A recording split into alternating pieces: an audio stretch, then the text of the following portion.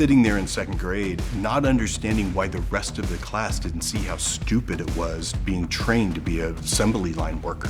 I'm unemployable. I can't sit in a cubicle and do the same thing every day because it makes my brain frazzled. 90+% of the population, they find comfort and predictability in that. We're not broken. We feel broken.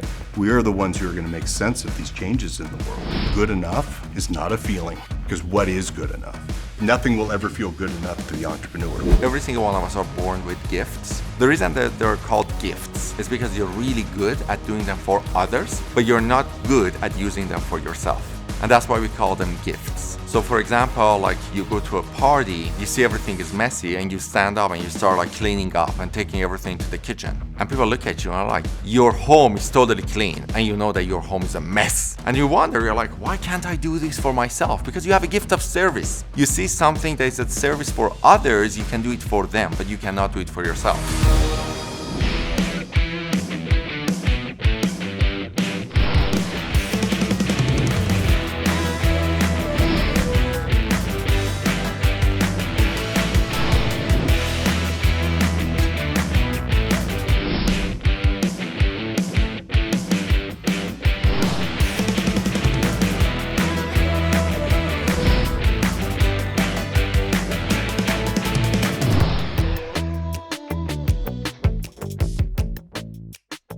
Hello and welcome to episode 1 of the Entrepreneurial Brain. I'm your host, Patrick Gentempo, and let me tell you, you are in for one heck of a ride. Having hosted this entire series, I can tell you there's some fascinating conversations and interviews that are transformative, can literally change your life.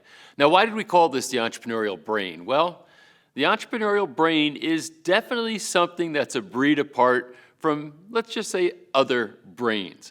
I once long ago had a mentor who said to me, you know, a successful entrepreneur is probably just 1 or 2 degrees off from being in prison.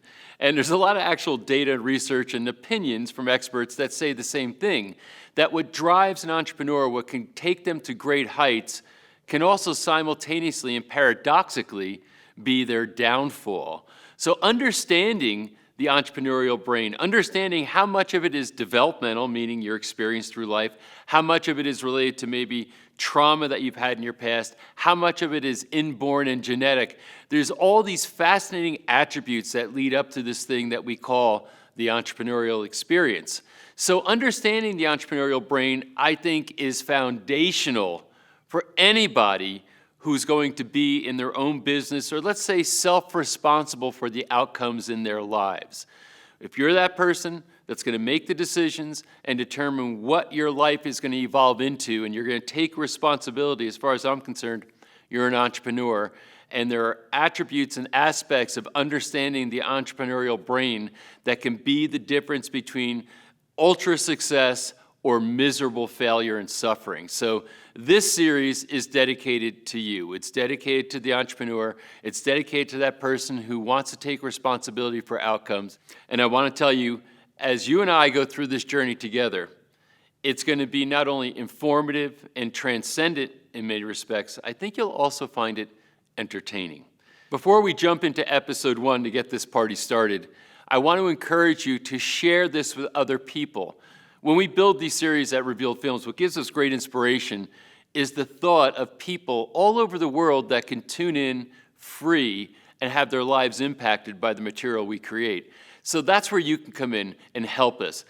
You probably know people that can benefit from this information, and it's free for them. As a matter of fact, one of the things I often suggest is that you bring a study buddy to this, meaning if you have a friend, a relative, anybody who you think that would benefit from this information, and if you made time to watch it together and then debrief it, talk with each other, compare your notes, talk about what you're going to get out of, let's say, this episode, episode 1, that's going to actually heighten your experience significantly. So it's good for you, good for them, it's a win-win. So please share this information, share the link that you got so other people can come in to the series and you can watch it with them. So let's go ahead and jump into episode 1 of the Entrepreneurial Brain.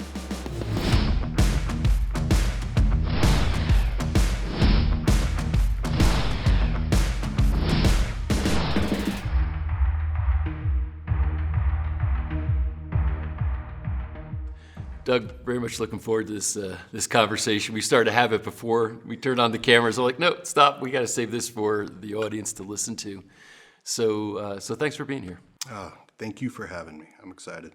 So let's talk about your background. First, you've got a PhD in what? Yeah, way too much education. It's a testimony to how insecure I actually am. So I actually have two PhDs. I have a dual doctorate in both clinical psychology and industrial organizational psychology. That's an interesting one. What does that mean? So IOPsych is it's really understanding team dynamics within an organization and testing. And so it's a lot about personnel selection was real heavy. So it's a lot about understanding how to measure people. And so it combined with the clinical degree, and it was an incredible education. You come out of a politically correct clinical course, and everybody's real careful about everybody's emotions, and then you go into a org psych class and it's just about reality, KPIs, about making money. So it was a really nice, and this was early 90s, mid 90s. So it was before the whole, PC went crazy. It Right. was starting to, and it gave me a very realistic expectation about what to expect in the coming years in my profession. So it's been a great education. So what made you want to go in that direction in the first place? No matter what any psychologist ever tells you, people get into psychology to figure out their own shit. Okay. And so I'm a high school dropout, lived in a car for a minute and figured out pretty quickly that left to my own devices, the impulsivity and this ADD spectrum thing that I am could kill me and would kill me. And so I quickly, at 18, figured out that was not the path I wanted to go down. And so jumped into education, trying to figure out what the hell was going on with me. And so it's been an amazing experience the past 35 years. Wow. Now, in the entrepreneurial circles, you're known for a lot of things, but one of them is the book Driven. Talk to me about Driven. Why did you write it and what's that about?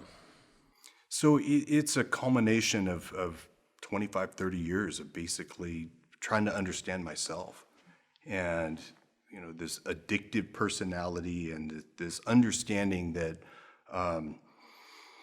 there's a reason why, there's variance within the herd of human beings. And some of us, somewhere between 3, 5, 8% of us have a genetic, biological, neurological difference that is real. And so in 1991, the year I entered graduate school, they came out with the Time magazine article of, the alcoholism genes, and we found it. And within 3 or 4 years, they quickly deduced that was the dopamine receptor number 2, DRD2-A1 allele gene. This was before the field of epigenetics, and this was, the argument about nature versus nurture. It was still pretty strong, meaning that they assumed that genetics played a huge role in how we turned out as human beings. Now we find, that it really is it nature versus nurture? The answer is yes. You can't take them apart. But back then, they were looking for the causes of why, genetically, there's this continuation of addictive personalities and addictive genes. But that dopamine receptor number 2, within 5 years, is gambling, eating disorders, entrepreneurship, and high-performing athletes. And so they're like, wait a second, what the hell is going on? As I was just diving into this and feeling personally, since I was second grade, third grade, that I knew I was different. I knew there was something different about me. And, the second grade experience I always talk about is sitting there in second grade and not understanding why the rest of the class didn't see how stupid it was being trained to be a assembly line worker. Right. Like, I didn't get it. Right. Like, why are we memorizing math tables? Like, this is not going to serve me. And so that curiosity and feeling like I was different started to have some real explanations in the 90s as they cracked the human genome. But since that time, it's just been a phenomenal time to be a psychologist. So that started this exploration for myself of really understanding, and all of that landed in Driven. And it's so in Driven, and your co-author was who? Randy Kelly, who's still in my world. He's finally escaping California and moving out. But Like you did? yeah, I did 4 years ago. Yeah. And so he was a Bujinkan. He was a martial arts instructor of mine. And we were becoming very fast friends, and explaining to him my theory. And he was a Navy SEAL sniper, and I had been a long-time competitive shooter, and so Randy, I got this idea of let's integrate long-range shooting and meditation. Right. And he's like, I'm in. And so he was coming out of grad school at the time. Right. So we started taking entrepreneurs to teach them really the power of meditation and how to hone this skill, this gift that we have as Drivens, is what I call them. So it evolved into, and really trying to rebrand myself away from being a typical psychologist. When you say you use that term, you call them Drivens. What does that mean? What's that description? So I always throw out to Tom Hartman, who a book I read early 90s. He wrote a book about his kid, and he talked about how his kid, profound ADD, ADHD, and just didn't fit into school, was having a hell of a time at school, and as a dad was concerned and wanted to normalize it. And so he started talking about, and his theory, that he looked at germs, and within a population of germs, there's always 3, 4, 5% on the fringes that are anticipating rapid change in the environment. And so they're prepared for, the temperature goes up, temperature goes down. They're not as effective in that environment. But if the environment changes, they're the ones that are going to survive. Okay. And so you think about entrepreneurs, we are the ones who will survive when the next ice age comes. Is that resilience, adaptability, kind of all the above? What is it? So, yeah, part of this constellation. So let me just give you Driven. And here it is. 4,000, 5,000 years ago, the agricultural revolution really started to take off. Prior to this, most human beings were running around in little family groups of 40, 60, 80, and we were jack of all trades. We had to be able to pack, we had to be able to hunt, we had to be able to sew, we had to be able to do all these things. But as the agricultural revolution took off, job specialization and also communities, these massive communities started to develop. And my theory is the brain started to adapt along with it. And so one of the most profound continuous features of ADD, ADHD, you put normals in a functional MRI, you have a very nice, active, and connected executive function in the frontal lobe. You put the Drivens in a functional MRI, very interesting, the back of our heads light up. So the occipital lobe becomes much more dominant, and we have this hypofrontality. It's not underactive, it's just differently active frontal lobe. And so very simply, Drivens use eyesight to go through the world, and then we have this frontal lobe that encourages multi-thinking, meaning that an executive function of the brain literally is a linear experiential machine that tells you what to do next. Right. And if you think about a farmer, hunter versus farmer theory, the hunters are constantly looking for opportunities, where the farmers are literally looking for the next thing they need to do that will increase their likelihood of survival. You put your finger in the ground, you put corn in it, you cover it up, you water it, you patiently wait, and then it grows, and then you save enough for next year. And so all of those qualities, as the society grew and grew and grew, you see that that is what's typical in the normal population. And you look at a W-2 job, and that's my joke is I'm unemployable. Yeah. I can't sit in a cubicle and do the same thing every day. Right. Because it makes my brain frazzled. Right. Where 90+% of the population, they find comfort and predictability in that. And So the entrepreneur are the Drivens as you're describing it, and they literally neurobiologically seem to behave differently. And So that is the primary feature, is that they have a different brain structure. The reward system is also different, and that's the DRD2 gene, and that's a boredom gene. And what is boredom is there's this physiological arousal that triggers the neocortex, telling us that there's something missing or wrong. And the more interesting one, because it settles in me a little bit more, is this dopamine receptor number 4. And I call that the FOMO gene. It's the fear of missing out gene. Time magazine did a phenomenal article on, or not Time, National Geographic. They called it the wandering gene. And so that's a much older genetic. It goes back 40, 50,000 years. They can trace it. And it's this gene that kicked in. You have this huddle of people in the middle of Africa.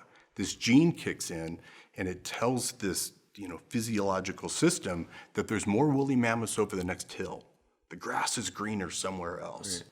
And so, entrepreneurship, this shiny object syndrome, always chasing the next, thing, is the core of what we are. But, and where I get most of my clinical work now, and the clinical side of my, the clinical side of my psychology, is that the sense of self. If you think about what a farmer is, when they come into this culture where jobs are designed for a very specific and unique quality. So you have butchers and bakers and candlestick makers, and the brain to support that. And so this is what I do, and this is what I am. And that's my joke about entrepreneurship. You ask an entrepreneur who they are, it's a path to hell because you can't figure it out. But underneath that is this chronic feeling of discontent, that there's something missing or wrong.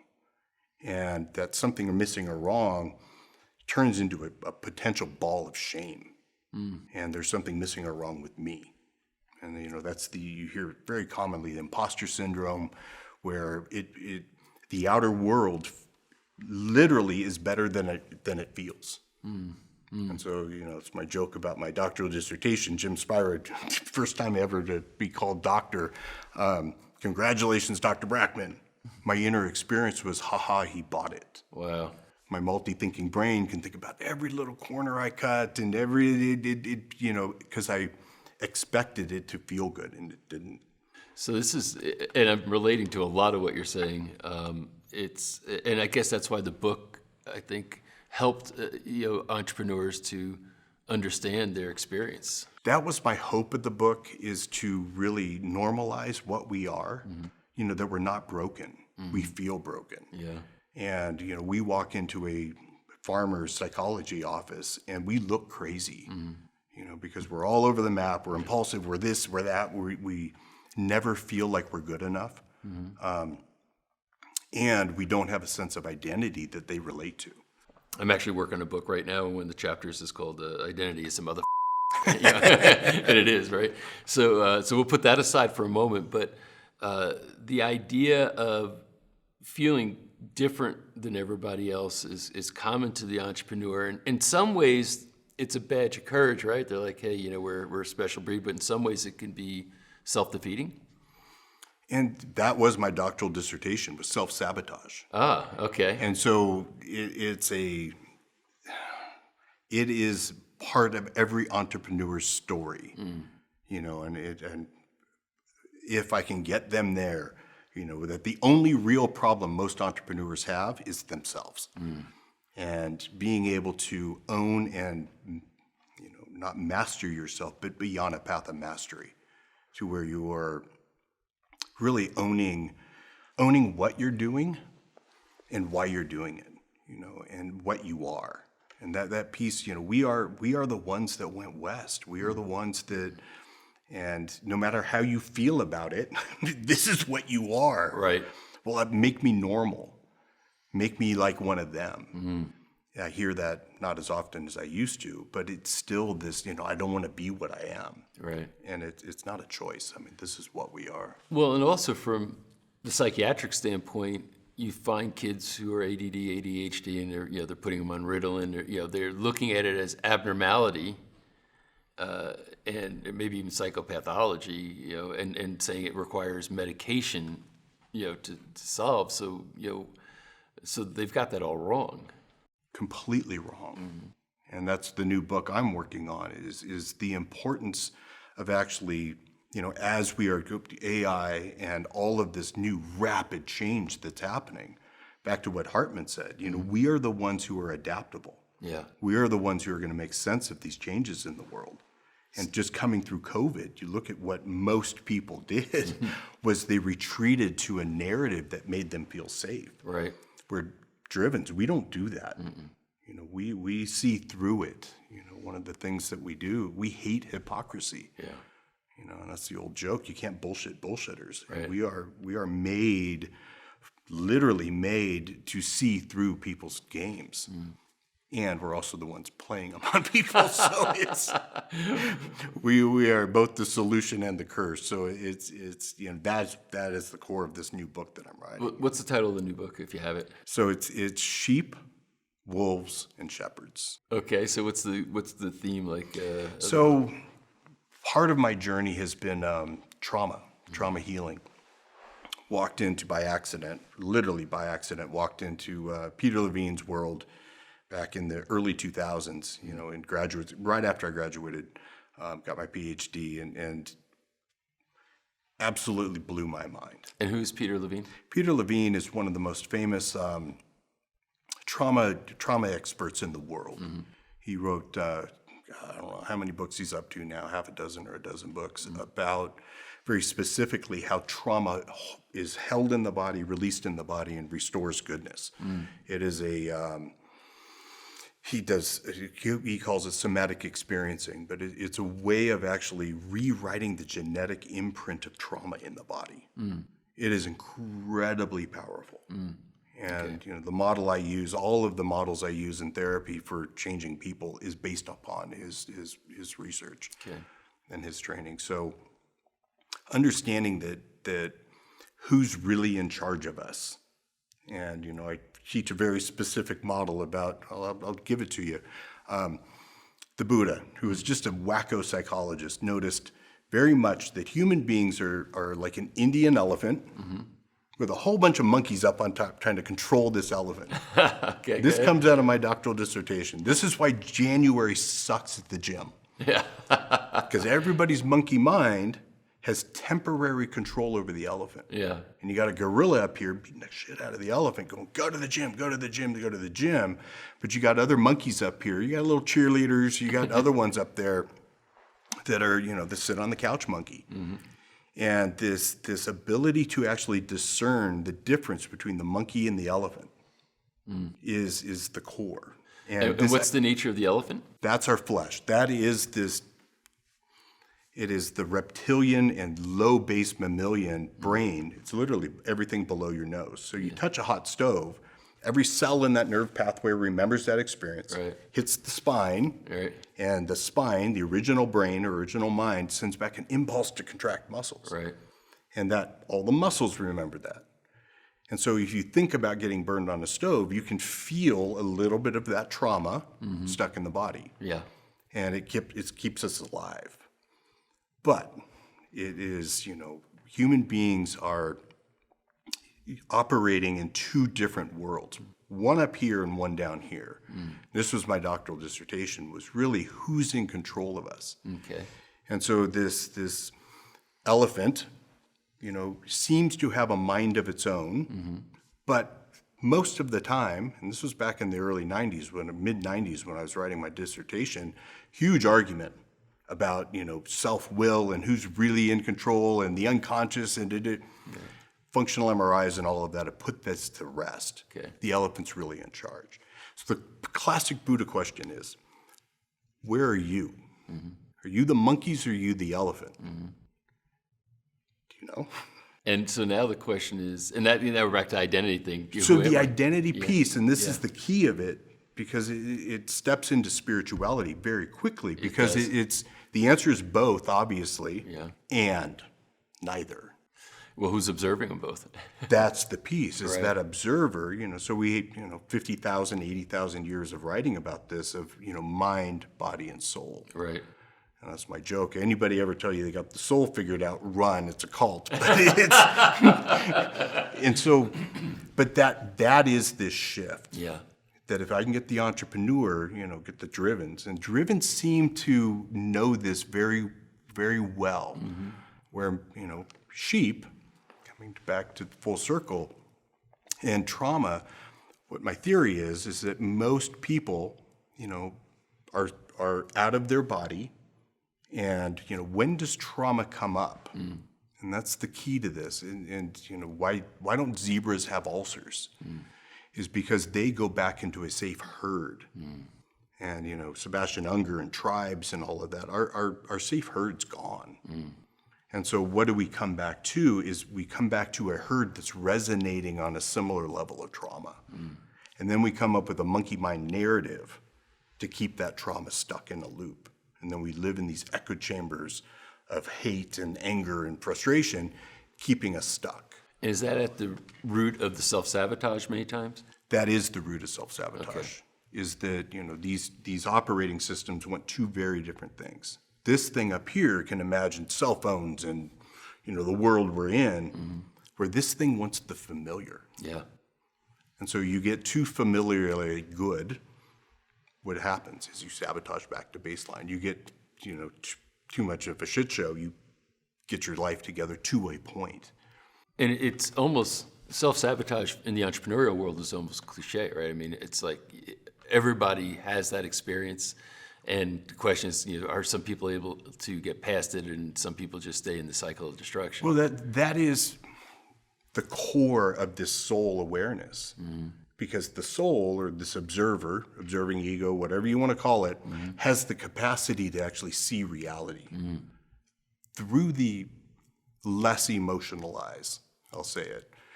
That you can see the other side of the cup. And that's the classic example I always give, cup and handle, that we're all living in different realities. Yeah. From my side, I don't see the handle. From your side, you do. If I hate cups without handles, and I'm stuck in my emotion, and you gave me this cup, there's no way to actually have a relationship. So I have to be able to step out of my emotion, see that, you apply that to sabotage, and, as I say every day to all my entrepreneurs, good enough is not a feeling. It is. Because nothing will ever feel good enough to the entrepreneur, Right. to those with these genetics and this curse. Turns it into a gift. Because what is good enough? Is that a reason why so many people, when they succeed, they really don't even take time to celebrate? They're just on to the next thing. And I could have called the book, the shame-based personality type. I wouldn't have sold very many. Could have called the book, the trauma-based personality. Because, Peter Levine calls us globally high actives. That no matter what, we are globally in this central, sympathetic arousal and just driven constantly. Why? It's because when we slow down, the trauma starts to come up. So it's another form of addiction in some respects. You're trying to just cover up for trauma. It is addiction. Wow. And so is it, what makes it a problem? Well, addictions are bad. No, we wouldn't be here watching all of this if somebody wasn't addicted to making a better camera. Right.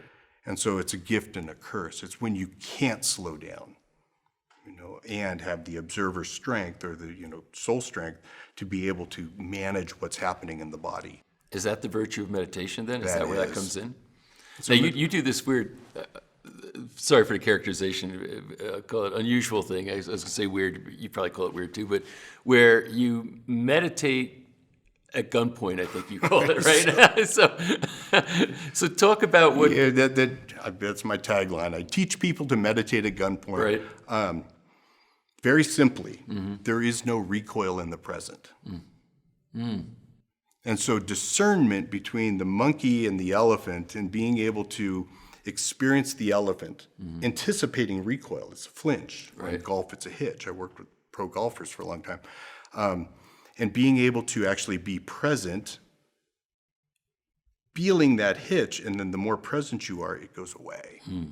There is no sabotage in the present. Right. There isn't. Right. There's no emotion in the present. And so that ability to actually feel that resistance or impulse melt is meditation. And I always teach meditation is so misunderstood. And most meditations are created by farmers for farmers, where the tell an entrepreneur to close their eyes and imagine a peaceful field. I mean, it literally sends them to hell because they can't. Yeah. It doesn't. So it's always eye-open meditation, and more importantly, it's applied. So meditation is about reality checking your central nervous system. Is what's happening in the elephant an accurate reflection of actually my immediate reality? And it's an impossible question to answer, but in the curious exploration as you look around, you'll feel a byproduct of this practice is a calming of the central nervous system. It'll calm down to the edge of your bandwidth. And I worked a bunch with the Navy SEALs, Navy Special Warfare for a long time, and you'll calm down to the point where dropping my guard is no longer safe, even though it is safe. Right. But I don't feel safe. And that once you can get that massive insight, safety's not a feeling. What is safety? Safety's reality in the present moment. Like, where is safety? It's right now, right here, nowhere else. And that's because most people's elephants are being drug around by a whole bunch of monkeys. If you're an entrepreneur, you've got monkeys up here that are chronically discontent and chronically looking for the next shiny thing over the horizon, dragging the elephant all over the place, and you'll miss life. So is there, I guess, the points where there's, mind over matter can be a virtue, but it can also be a vice? Exactly. And that, as I say, it's a gift and a curse. Yeah. More importantly, we are needed in this world. It's a call to action, this book I'm writing, because it is a call to action to really own what we are. I mean, we are special, we are unique, we are needed for this rapidly changing world. We're needed in what way? So shepherding the sheep. And Wow. literally, because it's, drivens, as I affectionately call us, are also the problem in this world, because we become addicted to power, we become addicted to money, and we put that in front of the betterment of humanity. And it is the battle between the wolves and the shepherds is really what I see coming. And just so everybody's on the same page, the sheep are the general population. Yeah. The wolves are the entrepreneurs. And the shepherds are maybe the evolved entrepreneurs or mindful So entrepreneurs? it's an entrepreneur that owns how much of a wolf they can really be. A self-aware entrepreneur. Self-aware. Okay. And it's owning your wolf and working on it. That's the trauma healing and, the medicine work that's just rapidly evolved, which medicine is not work. The work comes before and after the medicine. So I always throw that out. We did a whole documentary series on psychedelics, Yeah. called Psychedelics Revealed, and everybody who knew what they were talking about said exactly what you just said. Because it's trauma healing. Yeah. And what is trauma healing? Trauma healing is the ability to sit with the horrible sensations coming up in your body, but stay in reality with the observer, knowing that you're safe. And so one of my teachers always said, this is 100 million years of organic intelligence. For me, 55 years of it up. So it is. And it's that ability to get out of the way of what your body already knows how to do. Right. That is meditation. And meditation is not sitting and relaxing. It's about being with and staying here. In safety. So not to get too philosophical, but I think this requires some philosophical premises. Is there consciousness in the body in the way that you're talking about it, or is it just bring awareness to what the body experiences? So it's called interioception, and so we have perception of the outer world, then we have interior or internalception. Like, I love that phrase. I never heard that term before. Yeah, it's body awareness. And so, if you're a 20-year meditator like me, and you're familiar with Chinese medicine or, traditional Chinese medicine, I can track energy paths, through the meridians of my body and feel the hitches and everything. It can get pretty remarkable what you can become aware of in your body. Yeah. And so, is there consciousness in the body? And that is good question. Yeah. I think it's expanding consciousness, and I think consciousness is unlimited. You know, I'm very Jungian in my understanding of consciousness. That consciousness is a independent entity. I think it's life itself. Yeah. Is what I truly think it is. I think it's a universal force of life. Then you have a universal force, the opposite force of death or decay. Right. And they're in perfect balanced tension with each other. Yeah. Is kind of my yin yang of God. Yeah. So it's kind of like entropy and syntropy. Yeah, there you go. So it's fascinating. Here's what you're doing that's unique, which I think is why people love your book and your books and your presentations, is that you're identifying the idiosyncrasies of an entrepreneur. And I'm inferring, and tell me if I'm wrong, that in your model, entrepreneurs are born; they're not developed. For the most part, it's my imposter syndrome is so bad and has been forever. And What is imposter syndrome? So it's feeling like I'm a phony.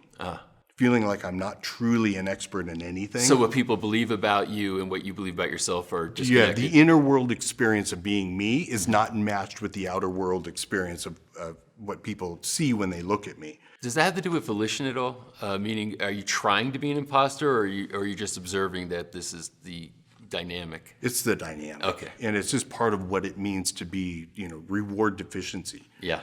I think it should feel different. Yeah.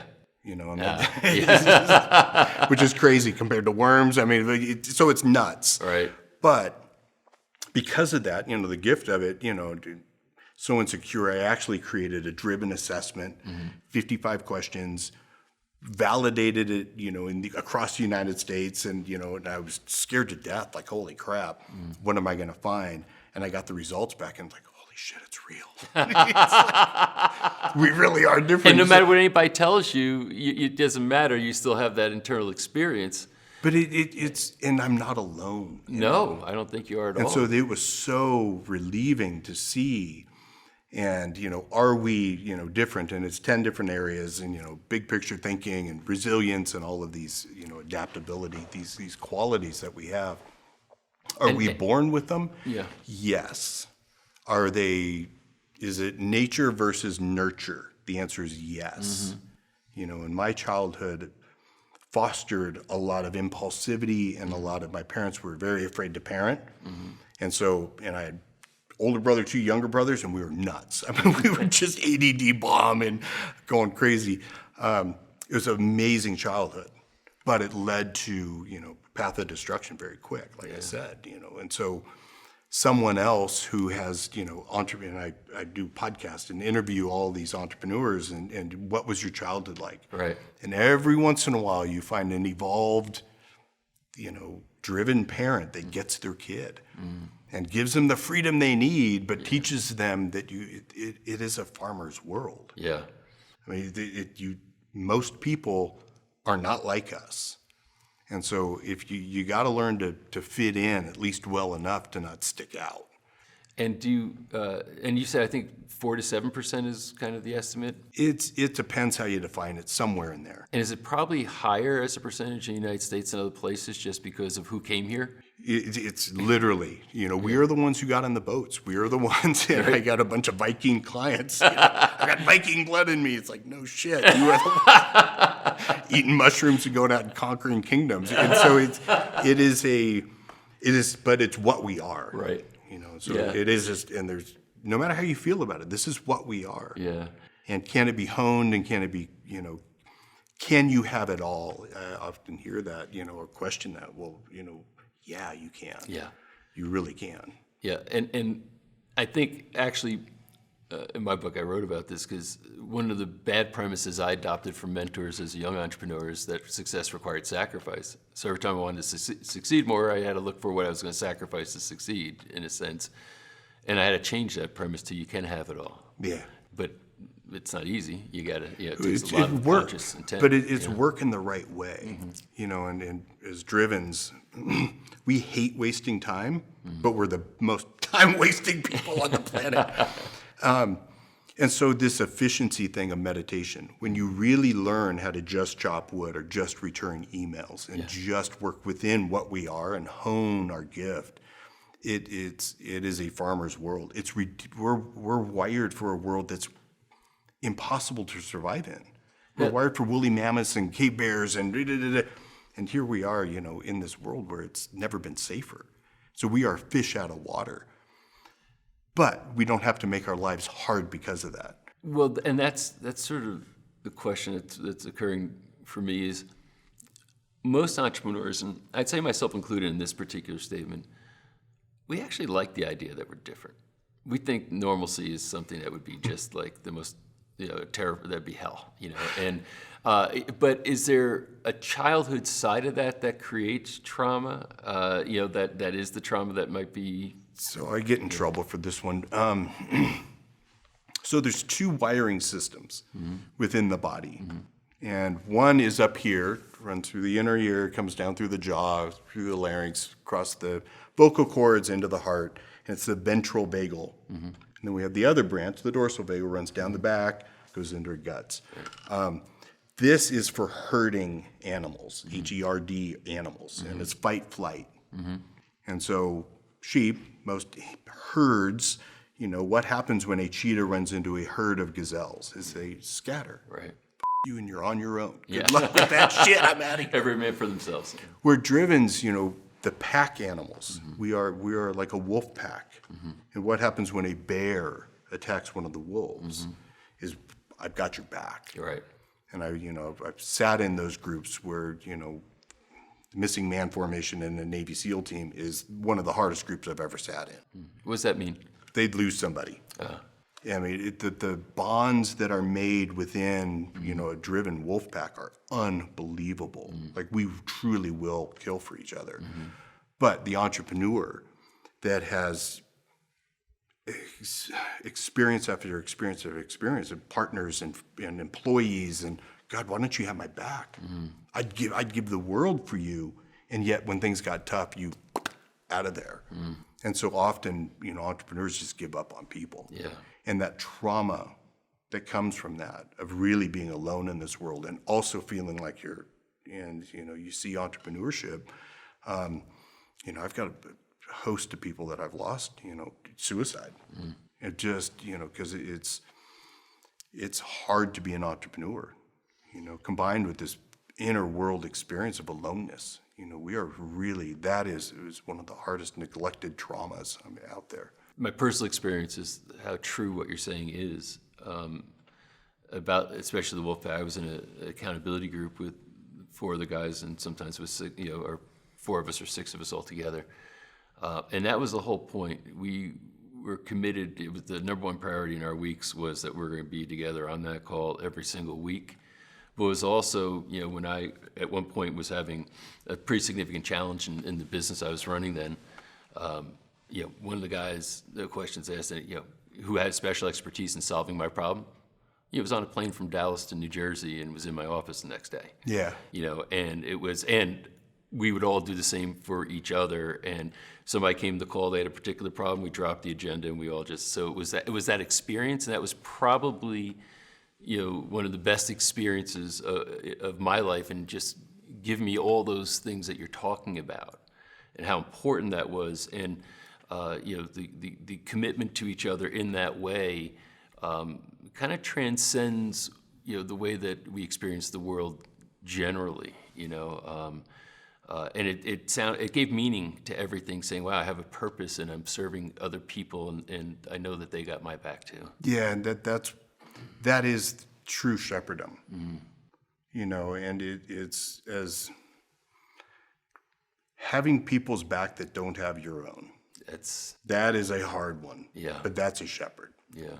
And, anyone who professes to be a shepherd, run. They're not. It is, the people that, and I worked with tens, if not hundreds of entrepreneurs that create unbelievable companies. Yeah.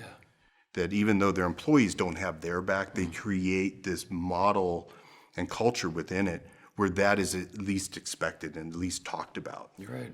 And it over time, you see the cream rising to the top, and you'll see this group of people that really give a shit about each other, and it's rare. But it's I think in this culture now where everything is splitting up and everybody's fragmenting, that call to action of really coming together and that is entrepreneurship, and that is where we, as Drivens, have the opportunity to see it. Well, you're referring, I believe at least, that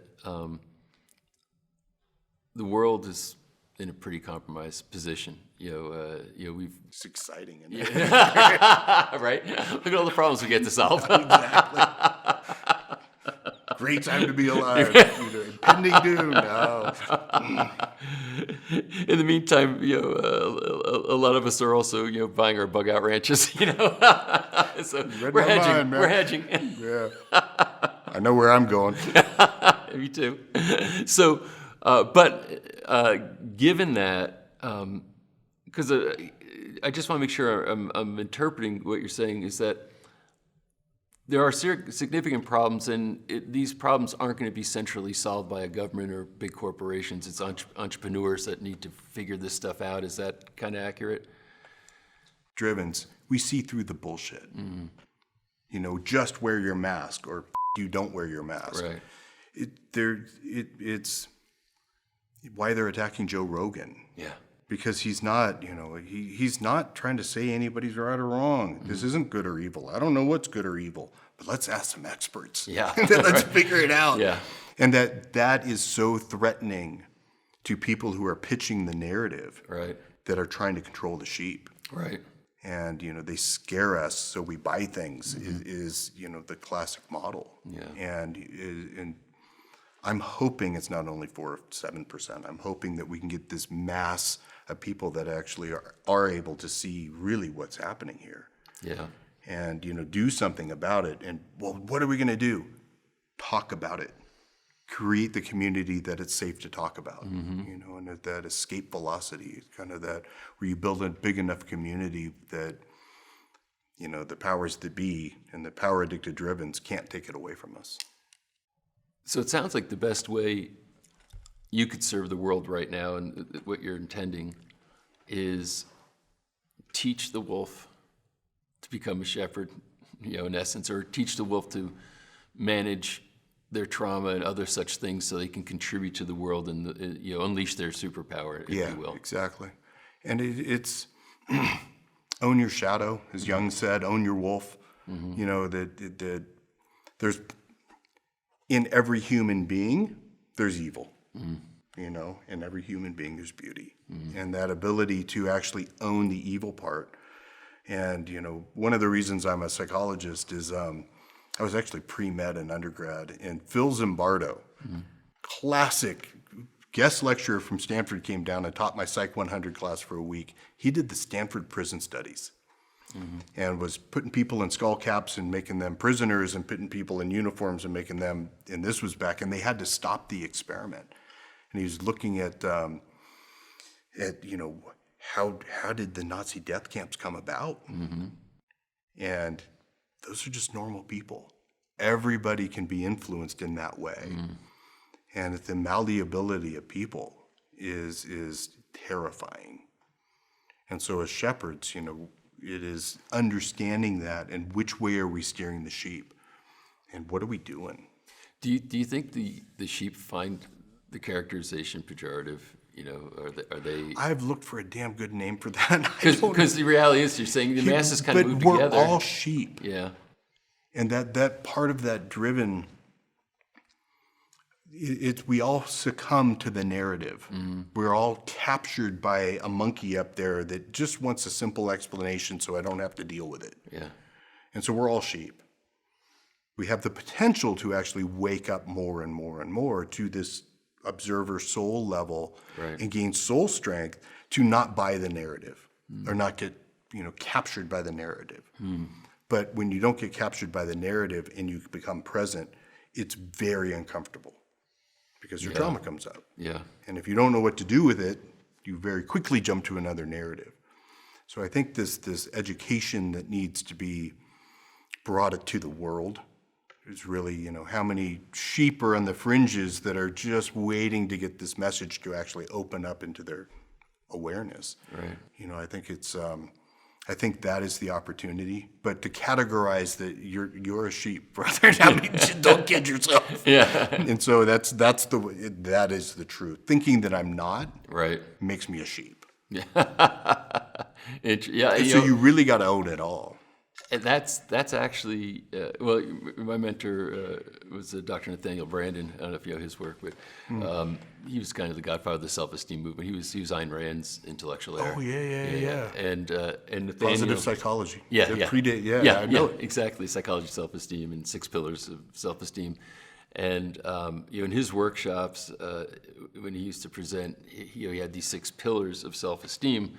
One of them was the pillar of self-acceptance, and he distinguished self-acceptance from forgiveness. Meaning that you don't have to necessarily forgive, but you have to accept that this is true, this is reality. And when a lady once said to him in one of these workshops, well, "Am I supposed to just accept to have lousy self-esteem?" And he looked at her and responded, "Yes, because you can't leave a place that you've never been." Yeah. And I think that, and it strikes me that that's really what you're talking about. That is. That captures it well. The way I do it is this: we drop trying to figure out who you are. Right. That's a circular loop. Right. But accept what you are. In the first premise, we're all Homo sapiens. Yeah. We're monkeys. Yeah. Period. Full stop. Whether you're loving creatures from a loving God or, we're just an animal is a fact. Right. And then understanding our biology and understanding how trauma works and understanding what the neocortex is doing gives us the ability to actually own what we are and then change it. Yeah. And that efficacy, the ability to affect yourself. And knowing that you're not trapped or the victim. Yeah. And that is something that drivens, for the most part, have massively, way too much internal locus of control. We think everything's our fault. Right. And it's not everything is your fault. Yeah. Some of it, but there are no victims either. Right. And so that ability to really just accept what you are and be there, like you said. That rolls right off the tongue. Yeah. But it is a practice. And that gentleness is not an attitude, it is a practice. Yeah. Of actually doing. It's not a feeling. It's being gentle. And so making your life easier and being gentle on yourself is making your life easier. It's not, having a monkey up here and doing the Stuart Smalley, you're good enough, smart enough crap. And that's sort of the kind of, I don't know if I'll call it contradiction or paradox, but where I'm going to use your terms now, drivens, entrepreneurs, where they can be gentle with other people, but they're rarely gentle on themselves. Rarely. The biggest asshole in the room is always me, to me. Yeah. And it's a habit more than anything else, and it's a bad habit. But if I'm not hard on myself, I won't work as hard. Right. And that, I don't want to give up my fear, because if I give up my fear, I won't achieve as much. And it's accepting that as a lie. Yeah. And what you're replacing this urgency, as I always say, urgency is sabotage. Yeah. Because there's nothing as urgent. Right. Nothing. It's nothing. Yeah.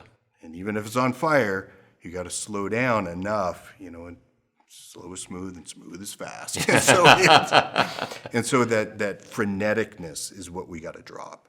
Wow. And being able to be with, and then, as I say, just be in reality. And reality is not what you feel. We've been talking generically about drivens, but that's almost always like ascribed to a man or to males. The evil patriarchy is in place. Yeah, So exactly. So driven women are Driven, the book, 2018, very male focused. So their And I energy is have very had masculine. Yeah. Very masculine, Yeah. very, do, and achieve. Mm-hmm. And that is enforced in our culture. Driven women, and my podcast co-host, Megan Williger, she's 6'4", was number one pick for Ohio's volleyball. Wow. And just, driven, and has opened my eyes to being a driven woman is unbelievably challenging. And we talked about the aloneness. And you talk Because about now they're more than even the males. They're a smaller subset. and I've got a 14 and 16-year-old daughter at home, and girls are mean to each other. And, So I know some of my daughter, yeah. and I spend a lot of time really understanding the differences between a masculine, male-driven, which it's way easier to survive, and the qualities of being driven. Right. Well, he's just a guy, and he's a man's man, and but this driven women, the challenge of really being what they are, is so near and dear to my heart. And my youngest daughter, Megan, is driven.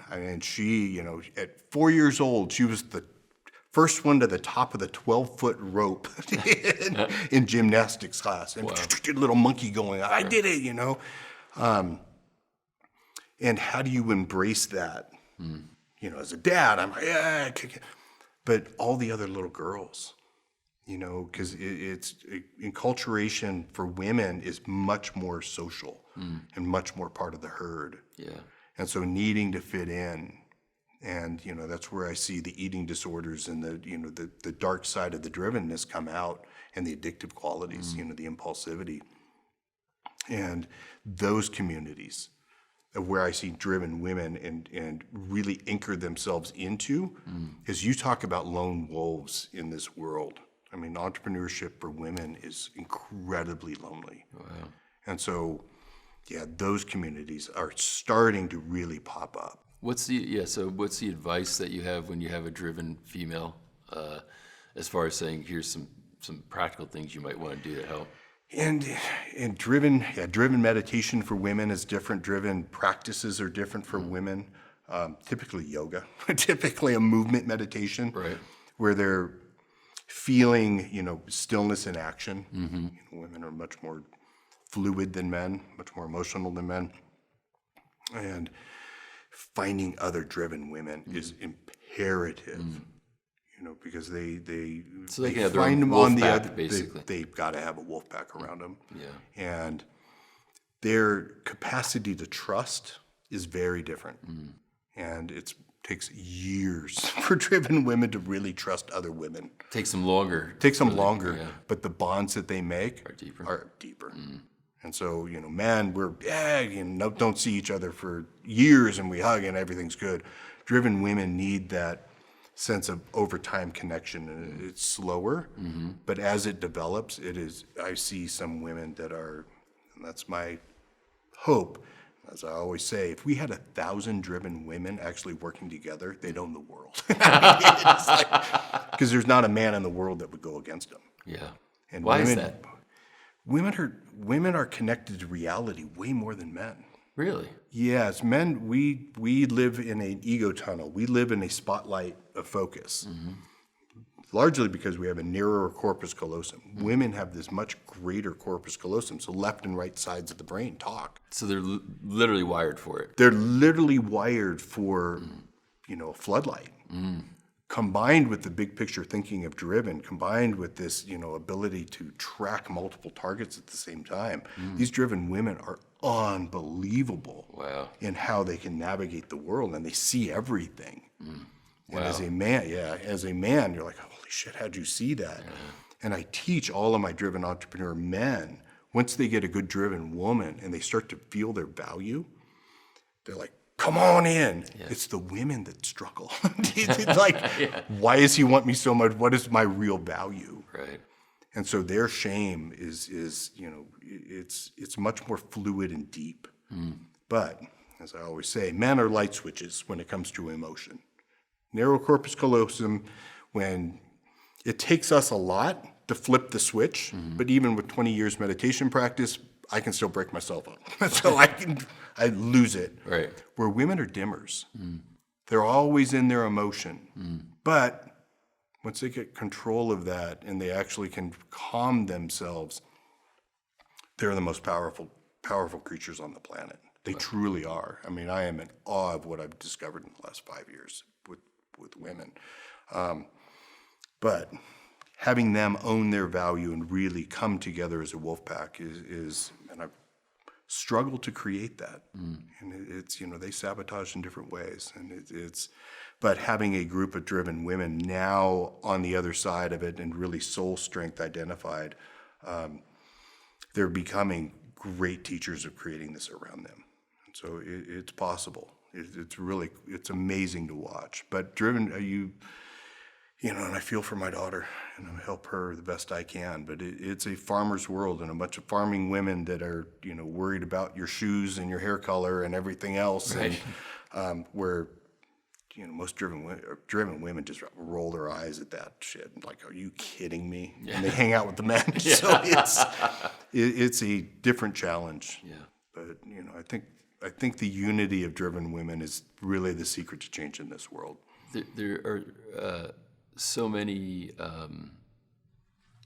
things that you've picked up along the way in your study. Your thesis, even your doctoral thesis, sounds fascinating. These books that you keep coming out with. Do you have a limitless well of things to investigate when it comes to this world of entrepreneurs? I mean, are you as stimulated today as you've ever been around it? I've never been this excited. The more you learn, the less you know. And so it is in that process of really, being alive. Right on. I love being driven, and I hate it. It almost killed me, and I've hated it on and off throughout the years. But I've embraced the qualities of what I am. Sometimes it's good.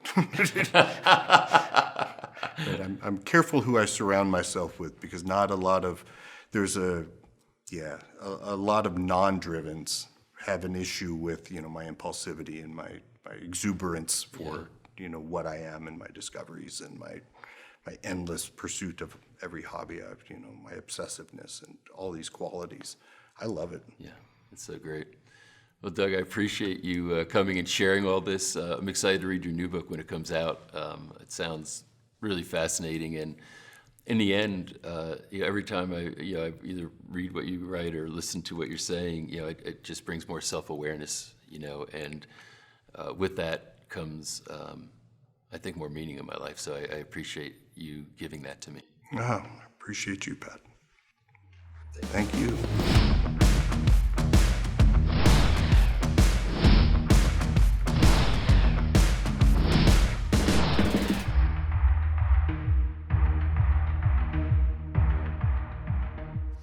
Iman, thanks for taking the time to be here. Thanks for having me here.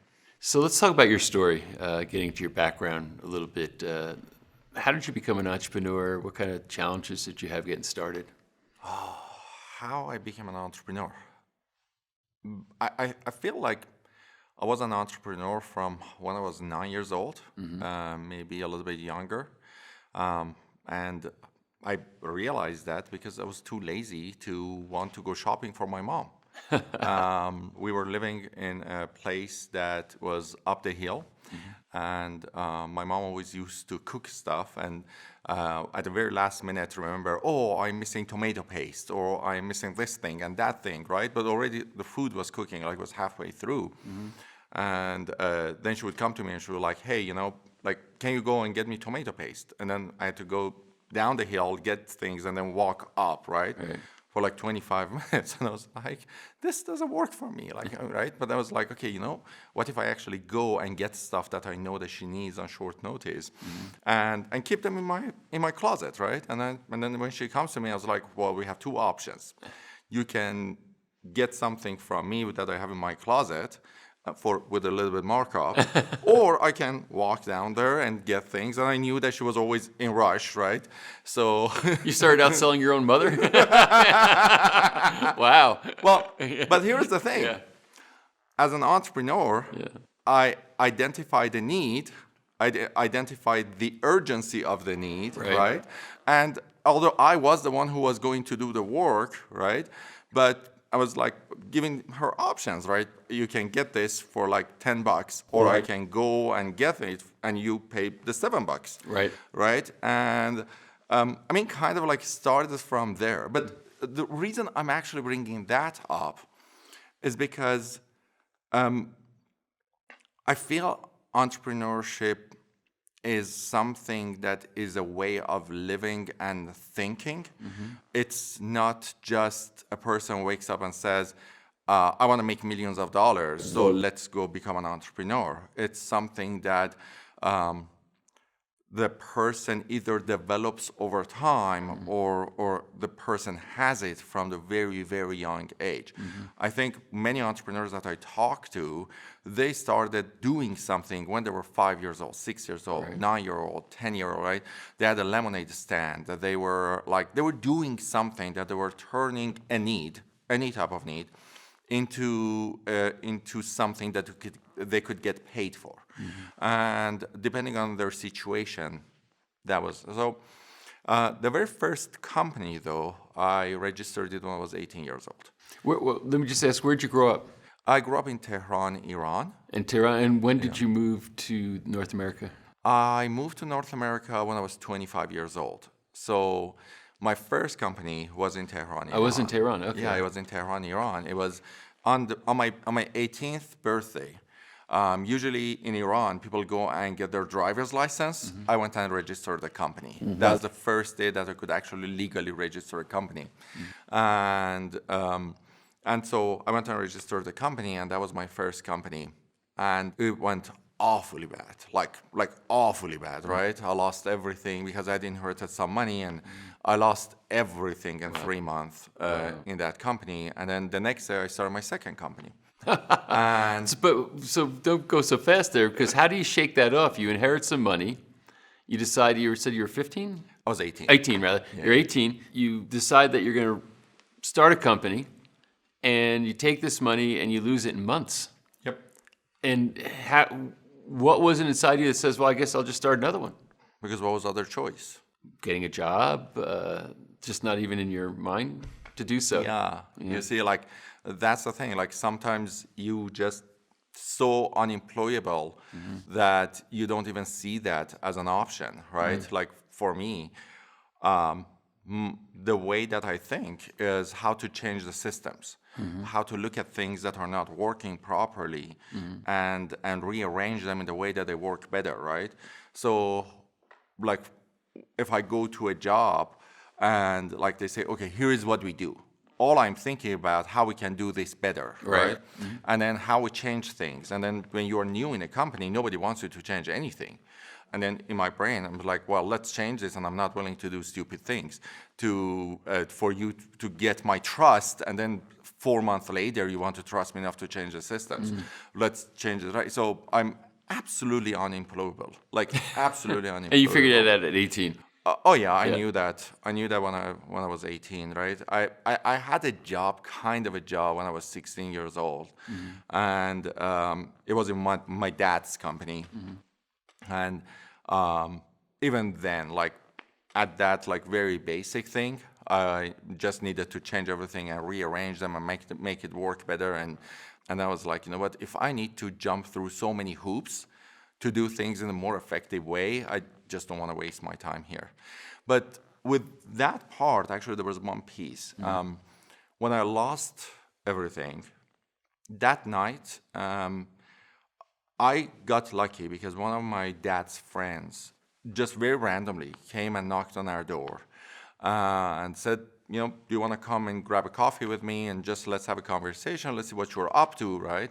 So I went and had a conversation with him, and I said, I closed my company today. And I said, why? And I said, well, because I lost everything. And he said, well, do you want to have a company? And I said, yeah, I want to have my own business. And he said, well, I'm happy to mentor you, to teach you how to do it. And I said, well, I don't have any money. I said, having a business has nothing to do with having money. having a business has to do with making money. If you are willing to do what it takes, I'm willing to show you how to run a business profitably. And so he took my hand and helped me to build the business from scratch. And I built that company and sold the equity in the company when I was 23. And then I decided to become a marketing consultant. Well, this becomes interesting. So what did the first company do, just out of curiosity, the one that failed?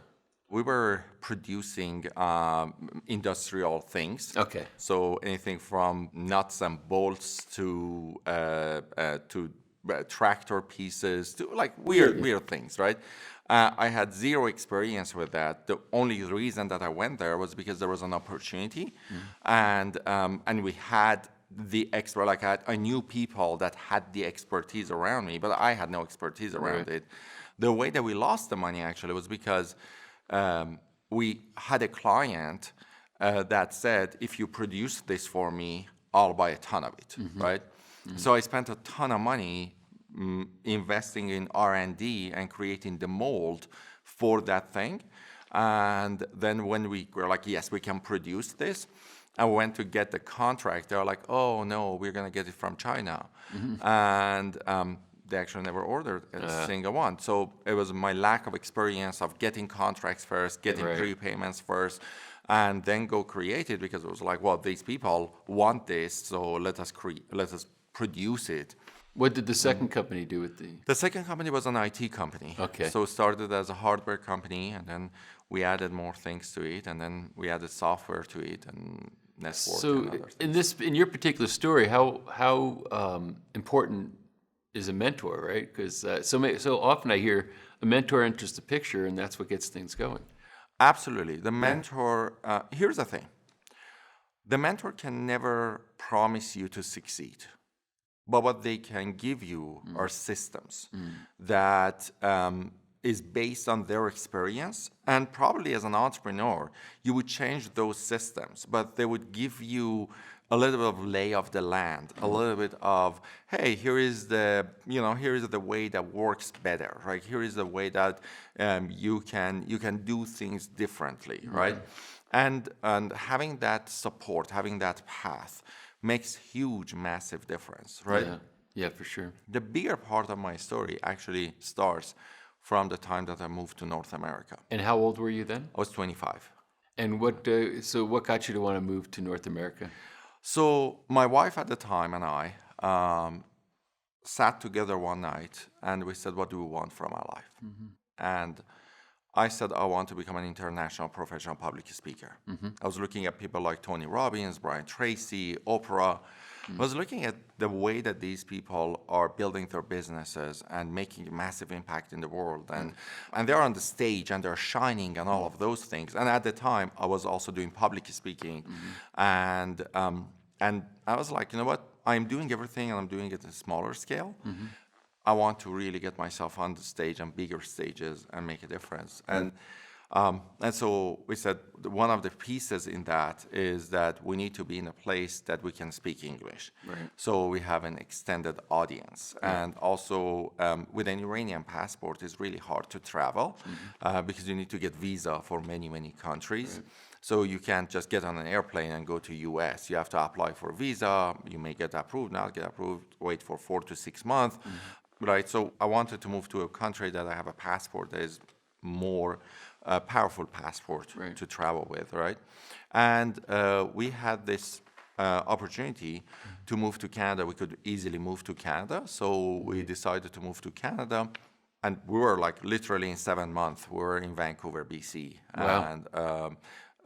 And then that's where my journey in North America started. And because that's very disruptive too, right? You grow up in a country, right? Very different culture, and then now, again, another entrepreneurial thing to do. I'm gonna move to a country that I maybe visited before. I don't know, but never even visited before. No one so ever visited I'm gonna just before. show up and we're gonna start a business, and we're gonna it's a very daunting thing. It was actually worse than that because we decided to move so fast and we moved so fast, I actually never got the opportunity to learn English properly. So when I Oh, landed I assumed you probably spoke English fairly well. No, that was one of the reasons we wanted to move, because I wanted to learn English Wow. in kind of like environments Yes. that I can learn proper English, right? Which I still can't speak proper English probably with the accent. It's a lot better than my Farsi. So like when I landed, the immigration officer said, "How's it going?" And I got offended because I was like, "I'm not an it, and I'm not going anywhere. I just arrived. Like, why are you behaving with me this way?" Right? That was my level of English. Wow. So like I could say, "How are you?" and I could say, "I'm doing well," but like how's like, it going? How's it going? I was like, I'm not going anywhere. I just arrived. Like, what are you talking about, right? And so so that was my level of English. Wow. When I arrived here, and then we were hoping that our money follow us, and there was some political unrest at that time in Iran. This is an interesting thing. Not the time that I got on the airplane, Right. but 2 days after my airplane landed. So I had some properties, and then my mom was going to sell those properties and send the money to us. And then the situation wasn't in a way that she could actually sell those properties anymore, a couple of days later. Wow. So we immigrated. I had $12,000 in my pocket, thinking that I'm going to receive like hundreds of thousands of dollars, and that's going to be a good money for the foundation for giving us a few years, maybe a couple of years, for me to learn English and my wife to get, settled and everything else. And then 2 days later, we realized, okay, we're not going to get our money. Wow. So we have this $12,000, and we have to figure something out, right? And we looked at each other. We're like, okay, we have a dream. Want to bring that dream to reality. And we started working for it. And we said, okay, let's get a job, right? And we never had a job. Now, she could speak English. I couldn't speak English properly. And but she was going through school full time, right? And she was studying like this really, really, really hard course. So she had to study 8 a.m. to 5 p.m. in school, and then 5 p.m. to 9 p.m., 10 p.m. doing the homework. Wow. It was a very expensive course. So we were like, okay, so you continue studying, and I'll try to find a job. I don't know how many resumes I dropped off, but 2009 was right after 2008 recession, and there were tens of thousands of people out of work. Everybody was qualified. Everybody could speak English. And they spoke English. Everybody had like connections and everything else. And so I just wasn't able to even land a single interview. Wow. And we got to this point that we were 17 days away from becoming homeless. And that day I woke up, and, that I realized that second what it means that when people say the definition of insanity is doing the same thing over and over and expecting a different result. But when you are in it, you don't realize it. That morning, like 17 days away from becoming homeless, I woke up and I really realized, it was like, wait a second. For the past 11 months, I've been looking for a job, one after another. I've been dropping off resumes as janitor, as cashier, as everything. And I'm not getting a single job interview. Who says that in the next 17 days, I'm going to get an interview, I'm going to get the job, and I'm going to get paid? Yeah. Right? That is the definition of insanity, like doing the same thing over and over and expecting a different result. But when you are in it, you don't see it that way. You're like, I don't have a job. I really need to get a job. So you're applying for one job after another, hoping to get a job, right? And then that morning, I was like, okay, here's the thing. We are already homeless, and we don't know it yet. Because this paycheck is not going to come in the next 17 days. We're not going to have the money to pay the rent. We cannot do anything else, right? And that day I said, okay, I'm going to start my own business. And I decided to start a web design business. Now, there are so many things with that. One is that I'm not a visual person. I had no idea how to design a website. The only thing I knew is how websites work. I have MBA in online business. So I knew how websites work. I knew how to increase the sales of a company by a website. Right. But I had no idea how to design a website, right?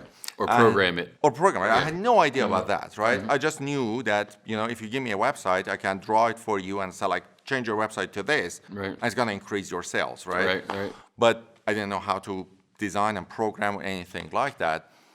But I was like, okay, so this is something I can sell, right?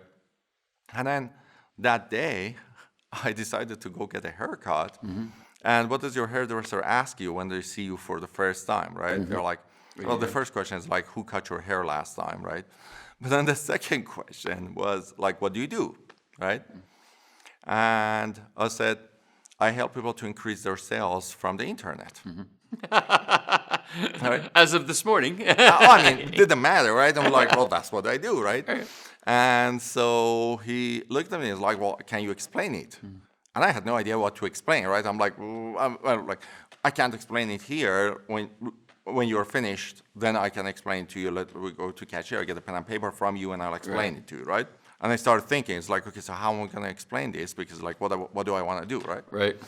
So, anyways, he finished cutting my hair 20 minutes later, and then we go to the cashier, I get a pen and paper from him, and I start interviewing him as if he's an actual client. I'm like, well, so what's your unique selling proposition? Why people want to come to you, like this and that? What are the best-selling products that you have here? Like, how do you make money?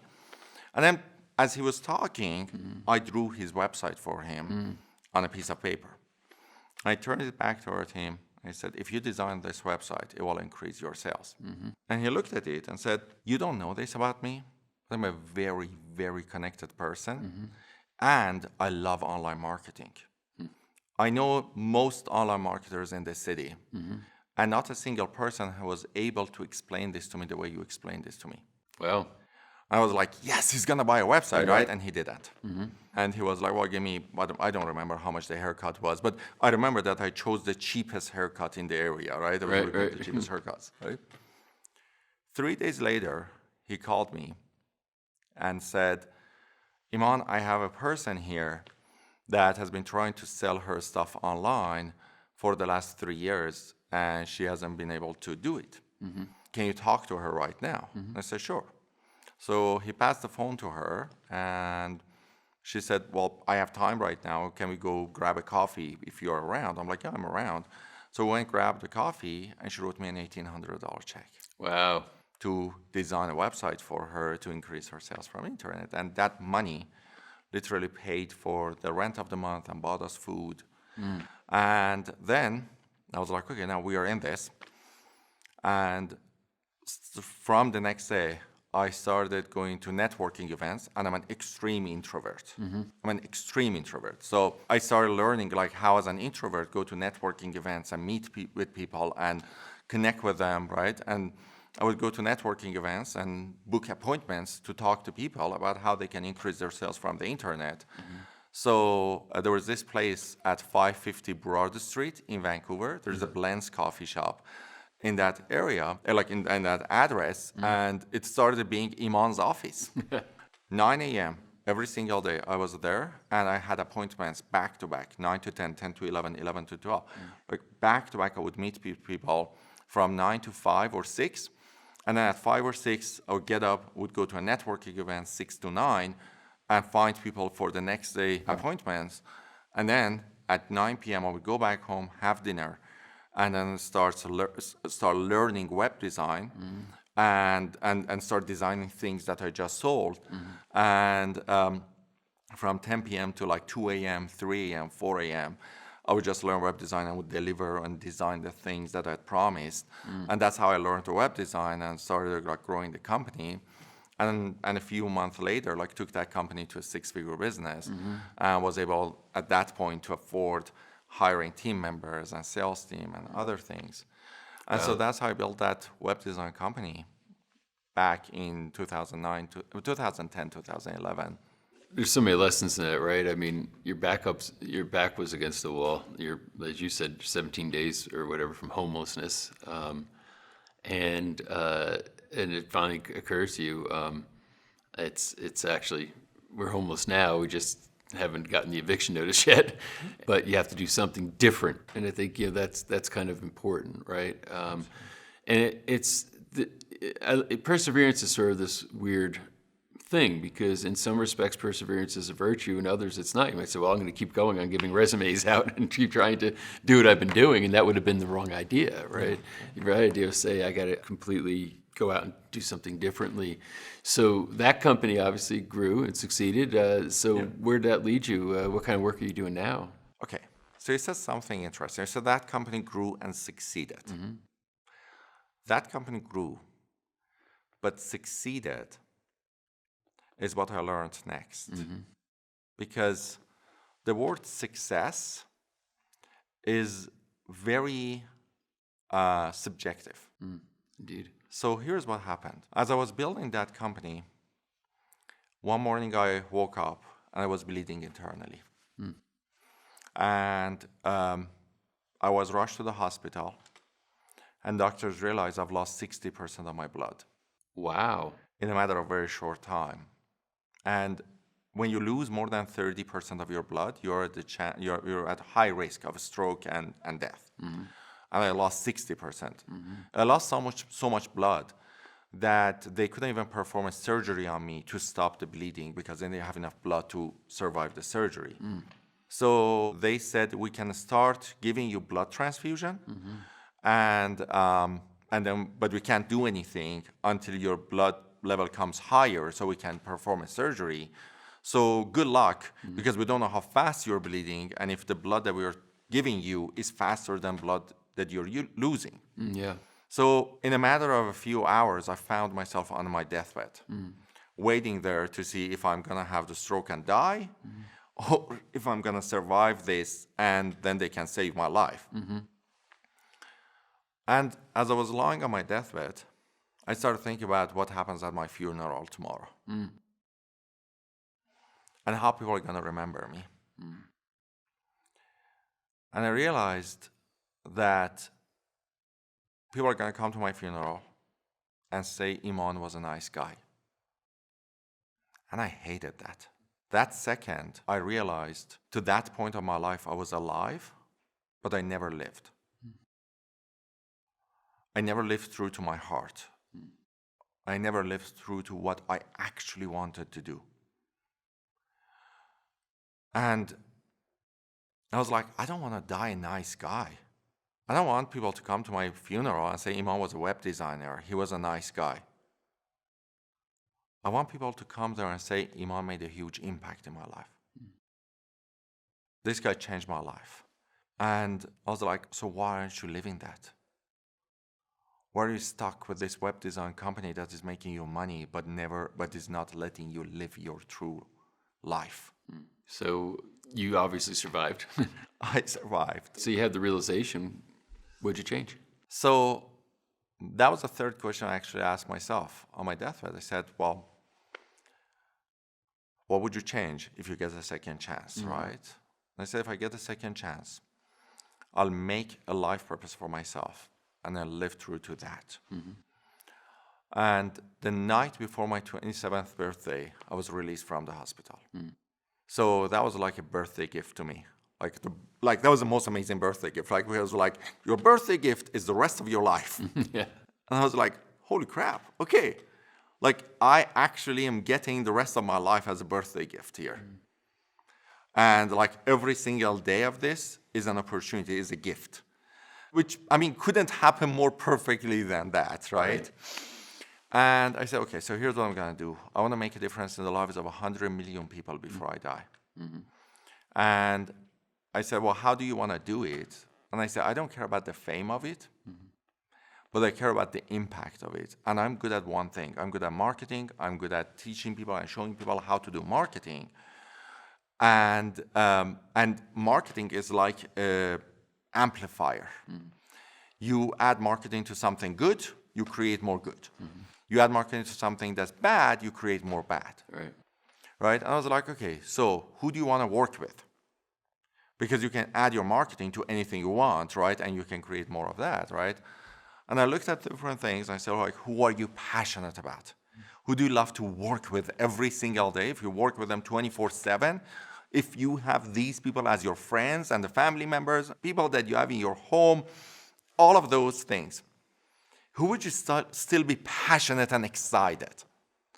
Right? I said, I really love working with coaches, authors, speakers, therapists, like people who are working at behavioral changes in people.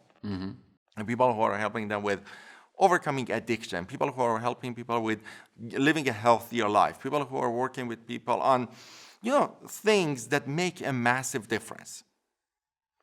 So I said, okay, so why don't you create something that helps these people to amplify what they do?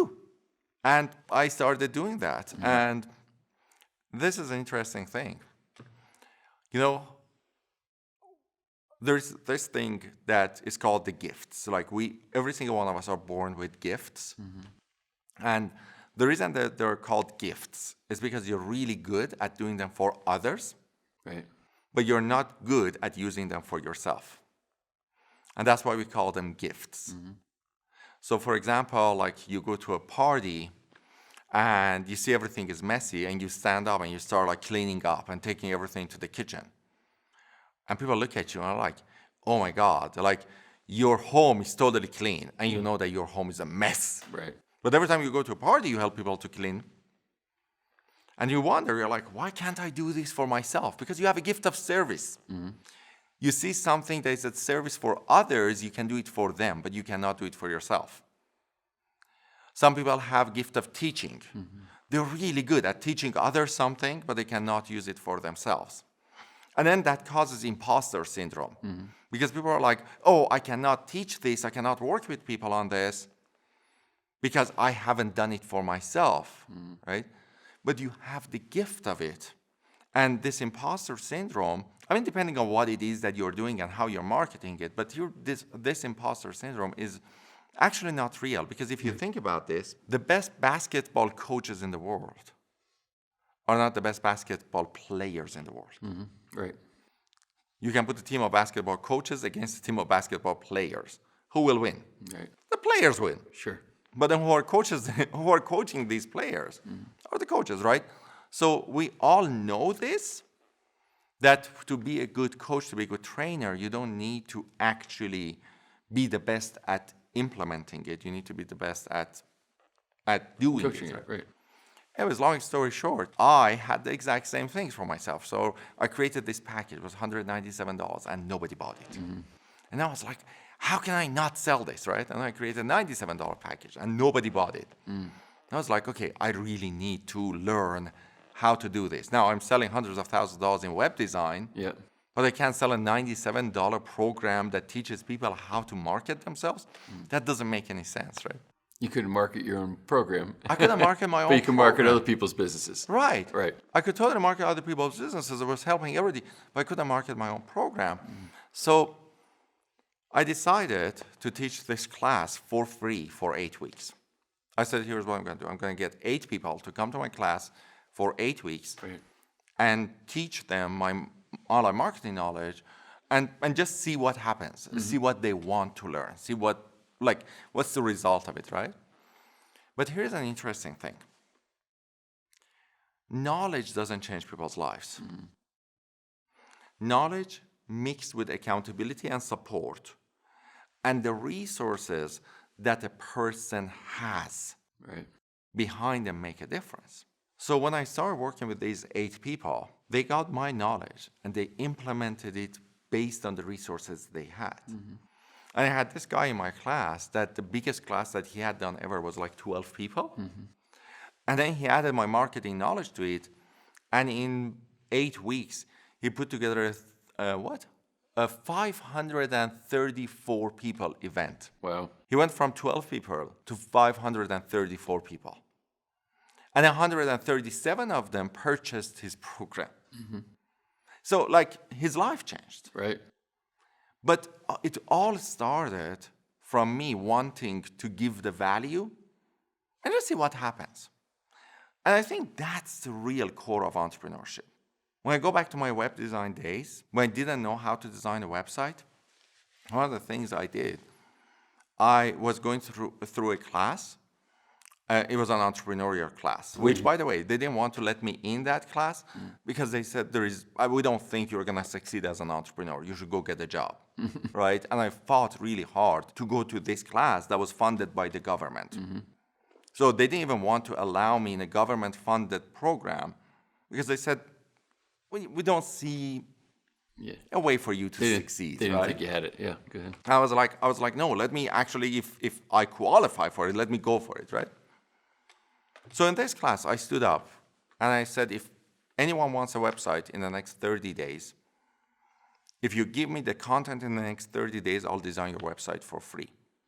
So in 30 days, out of the 10, 8 people gave me their content and I designed their website, which became the samples of my job. Right. Here's the thing. One of those people, and I always laugh about this, like at this point of my life, right? Because one of the people, to say thank you to me, took me to a restaurant and bought me a burger. And I always laugh at this. I'm like, I designed a website for a burger. I practically, like when I started my business, I designed a website for a burger. Right. It was a $16 burger. And still I designed a website for a burger, you know? But that gave me a sample of job, that gave me an opportunity to learn how to design a website. It gave me an opportunity to talk to people. That gave me a testimonial. Many newer entrepreneurs just stand back and they're waiting for everything to go based on their plan. Right. But then when I look at my career, all the companies that I've built, all of them, we started from scratch. All of them, we built them with challenges.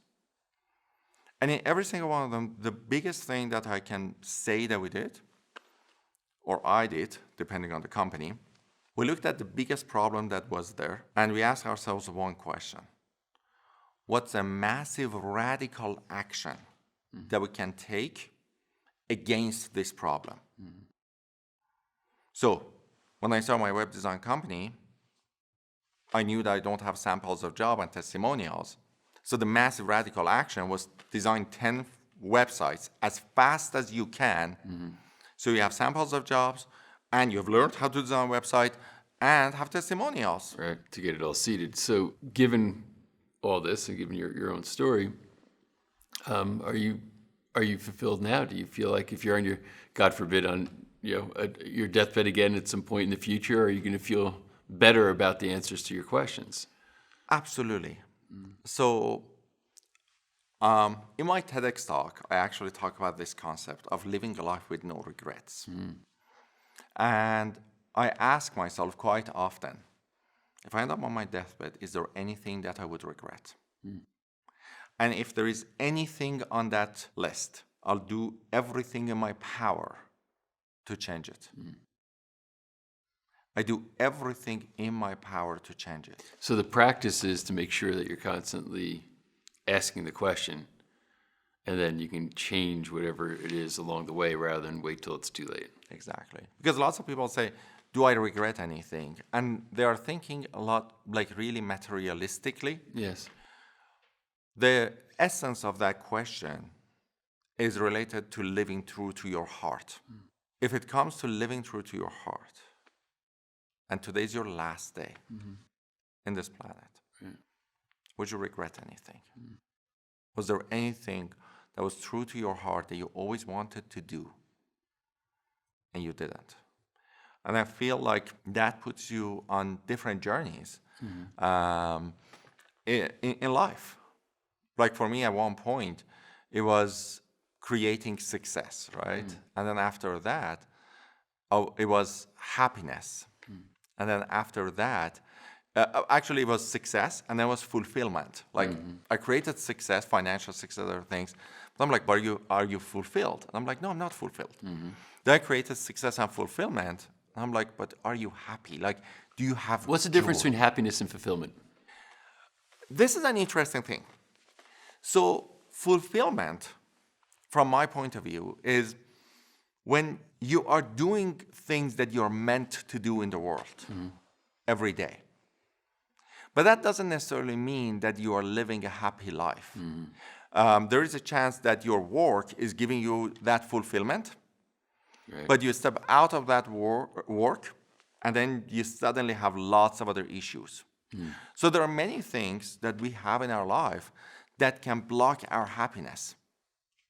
So many people, including myself from time to time in my life, have used work as a way to run away from things that that stop me from happiness. Right. You know, and sometimes even our work isn't a solution to our happiness, right? So you can be totally fulfilled but not happy. Yeah. And the majority of times, many people talk about like being successful, and then they're like, many people have been successful and say, well, we're successful but not fulfilled. But there were actually a couple of times in my life that I was successful and fulfilled, but I wasn't happy. And that happiness came from different things, and lack of happiness came from different things, right? Can you give me an example, like something that brought happiness, or a thing that you did that brought happiness when you felt like you didn't have enough? Yeah. So one of the things for me, for example, was living true to who I was based on the things that I felt. Sometimes you find yourself in a situation, if you share your true feelings, you're being judged in the ways that you don't want to be judged. And then you're like, okay, so I'm gonna not share it. And every day, that becomes a bigger and bigger and bigger issue. But when you are so concerned about your success, or when you're so concerned about fulfillment, maybe you're too busy to actually really realize that. But then when you have the success and fulfillment down, and then you're like, I have done all these things in my life. I have achieved all these things. I deserve to be myself. Right. And yet, if I want to share this, I can't. And that would make you unhappy. And that stops you from being happy. You're successful, you're fulfilled, but you're not happy. You know? It's an interesting journey, because when you go through that happiness, there is a chance you end up losing so many things that were the foundation of that success and that fulfillment. Yeah. But you rebuild your life again. But now this time you have the happiness, and you recreate that success, and you recreate that fulfillment. I personally feel like this is an amazing thing for us humans, because we can go through all these experiences. Yeah. We can go through all these experiences, and when we learn to do this once, we can recreate them for the second time and the third time and the fourth time. I used to think there is a destination, and I learned there is no destination. Numbers always can grow. You have a 6-figure business, you can have a 7-figure business. You have a 7-figure business, you can have an 8-figure company. You have an 8-figure company, you can have a 9-figure company, and so on and so forth. Right. And the number of, and how many figures you have in your company, 7, 8, 9, makes zero impact in your happiness, right? Like, sometimes people say, you know, it doesn't matter like what you're driving. If you are unhappy, you're unhappy. And people say, I can be crying in a Hyundai, or I can be crying in a Ferrari. I prefer to cry in a Ferrari. Right. Yeah. And I tell you, even if you're crying in a Ferrari, you're still crying. Yeah. It's a good point. Because the old adage, money can't buy you happiness, but sure makes misery a lot better. Yeah. But to your point, I guess you're saying, you're still miserable. So it's not like it's okay. I remember one of the worst days of my life was when I was in a really good hotel in Vegas, in one of the best suites in that hotel. I was laying on the bed, and I didn't even want to leave the hotel room. And it didn't matter for me at that point if I was in that bed, in that suite. I don't remember even how much it cost a night, but like thousands of dollars a night it cost. And it really didn't matter if I was there or if I was in a tent. It almost could be that It amplifies it, right? It's like because you're almost like sitting there saying, "Here I am in this, big suite, that I should be enjoying, and I can't enjoy it." It almost makes it worse in some respects. I'd imagine, that saying that, hey, if you're in a tent in nature, maybe you'd connect somehow. Actually, last year in 2021, I got on my bicycle. I shrunk my life. So everything that I need in life just fits on a bicycle. Wow. And rode that bike from Seattle all the way to San Diego from Pacific Coast Highway. No 2,000 miles. Wow. I'm 270 pounds. With 270 pounds and not being ready to ride my bike, What caused you to do that? it was easier to be on a bike than and just have those things around me than dealing with the feelings that I was feeling in a multi-million-dollar house that I was living in. That bike felt more comfortable than living in a multi-million-dollar house and driving a luxury car and all of those things. Wow. Had a tent and slept on campgrounds. And at one point of this, actually, I was like, I'm gonna do this for a physical challenge. And it became just much, much bigger than that, At one point of this thing, I actually fell and hit the ground face first. Ooh. And broke a tooth, dislocated my nose, got a hairline fracture to my left wrist. And a cop came and was looking at me and was like, "Do you want me to call you an ambulance?" And I said, "What does an ambulance want to do for me right now?" And he was like, "I don't know, take you to a hospital." I was like, "So to do what exactly?" I had the scraped knees and I got a bandaged my scraped knees. I put a bandage around my wrist. Asked the cop because my wheel had turned a little bit, so I asked the cop to fix that for me. So I unscrewed it and just "Can you fix this for me? Because I can't do that because my wrist is broken." So he fixed that for me and put my nose back in its place right there on the side of the road and sat on the bike and continued riding the bike. Wow. And I always think about that why, right? I was thinking, well, because if I had stopped, wouldn't mean anything. What did they want to do? They wanted to take me to the hospital and they leave the bike on the side of the road. They couldn't take the bike, right? And that bike was all I had, kind of in a way. I had hundreds of thousands of dollars in the bank account. But at that moment. Yeah. But that bike meant more to me than anything else. I wanted to continue riding the bike because I was safer, I was more comfortable on that bike than being anywhere else. So you kept going, and then you went to San Diego? I made it to San Diego. Yeah, I made it to San Diego. So how did your life change after doing something like that? Well, my life changed actually drastically. In the middle of that bike ride, I actually asked my wife to separate, went through a divorce. And and then so many other things. But there's an interesting thing, Patrick, because we're talking about entrepreneurship. I actually always wanted to know, as entrepreneurs, what's the equivalent feeling of the hardship that an entrepreneur feels if you want to compare it physically, right? Because I knew that I have gone through so many hardships as an entrepreneur, and I never had felt that amount of hardship physically, right? But then during that bike ride, actually I figured it out. And I'll tell you what it was.